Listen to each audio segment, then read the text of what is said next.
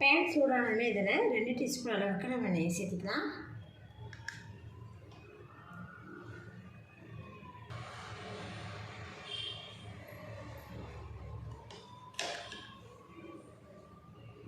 நெய் பார்த்திங்கன்னா நல்லா சூடாகிடுச்சு. இப்போ இதில் பார்த்திங்கன்னா நல்லா ஃப்ரெஷ்ஷான தேங்காய் 2 கப் அளவுக்கு எடுத்துருக்கேன்.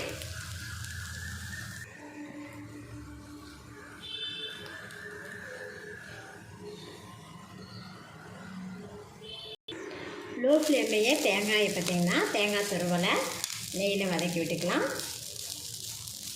இந்த தேங்காயோட பச்சை வாசம் போகணும். அது இல்லாமல் பார்த்திங்கன்னா ஹை ஃப்ளேமில் வச்சு நம்ம தேங்காய் துருவல் பண்ணும்போது தேங்காய் துருவல் பார்த்திங்கன்னா கலர் பார்த்திங்கன்னா சேஞ்ச் ஆகிடும். அதனால் லோ ஃப்ளேம்லேயே வச்சு இதை லைட்டாக வதக்கி விட்டுக்கலாம். தேங்காயில் இருக்கிற ஈரப்பதம் போய் தேங்காய் பார்த்திங்கன்னா வதக்கிட்டோம். இப்போ இது கூட பார்த்திங்கன்னா 3/4 கப் அளவுக்கு நான் வெல்லம் எடுத்துருக்கேன். வெல்லத்தை நல்லா பிடிச்சி போட்டுருக்காங்க. நல்லா சுத்தமான வெல்லமாக பார்த்து எடுத்துக்கோங்க.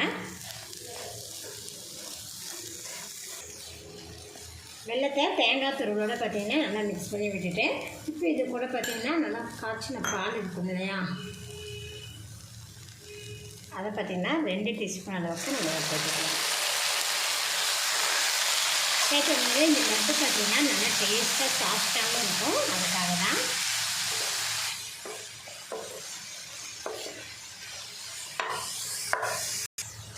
நம்ம ஊற்றின பாலை பார்த்திங்கன்னா தேங்காய் பாருங்கள் நல்லா அப்சர்வேஷன் பண்ணியிருக்கேன். இப்போ இது கூட பார்த்திங்கன்னா 2 டீஸ்பூன் அளவுக்கு நான் மில்க் பவுடர் சேர்த்துக்கிறேன்.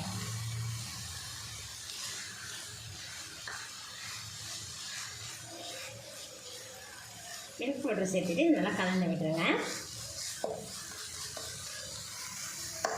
பால் பவுடர் சேர்த்துட்டு நல்லா கலந்து விட்டுட்டேன். பால் பவுடர் பார்த்திங்கன்னா கட்டி இல்லாமல் பாருங்கள் நல்லா மிக்ஸ் பண்ணியாச்சு. இப்போ இது கூட நம்ம 1 டீஸ்பூன் அளவுக்கு நம்ம திருப்பி நெய் சேர்த்திக்கலாம்.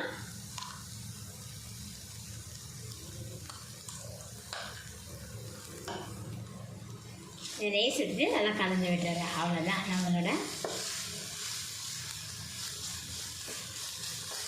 தேங்காய் லட்டுக்கு ரெடி ஆயிடுச்சு. கொஞ்சம் ஆறட்டும். கை வைக்கிற சூட்டில் தான் இருக்குது. பார்த்திங்கன்னா நல்லா ஆறிடுச்சு பாருங்கள். இப்போ நம்ம கையில் லைட்டாக இதை ஒரு டைம் கலந்து விட்டுக்கலாம். நம்ம ஸ்டவ்வை ஆஃப் பண்ணதுமே அடுப்புலேயே வைக்காமல் அடுப்புலேயே ஒரே மாதிரி வச்சிட்டிங்கன்னா உங்களுக்கு பார்த்திங்கன்னா கட்டி ஆயிடும் அடியில்.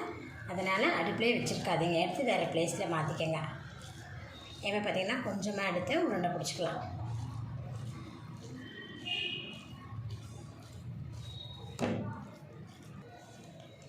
இதில் நீங்கள் ஏலக்காய் தூள் சேர்த்திக்கலாம்.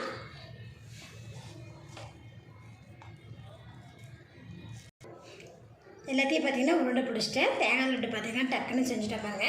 இதில் நம்ம பால் மில்க் பவுடர்லாம் சேர்த்துருக்கேன். அப்படியே டேஸ்ட்டு பார்த்திங்கன்னா ரொம்ப நல்லாயிருக்கும். குழந்தைங்க ஸ்நாக்ஸ் கேட்டாங்கன்னா இது போல் செஞ்சு கொடுங்க, ரொம்ப நல்லா விரும்பி சாப்பிடுவாங்க. ஃப்ரெண்ட்ஸ், என்னோட இந்த வீடியோ உங்களுக்கு பிடிச்சிருந்தா லைக் பண்ணுங்கள். மறக்காமல் அண்ணா சமைச்சா சப்ஸ்கிரைப் பண்ணிக்கோங்க. நன்றி.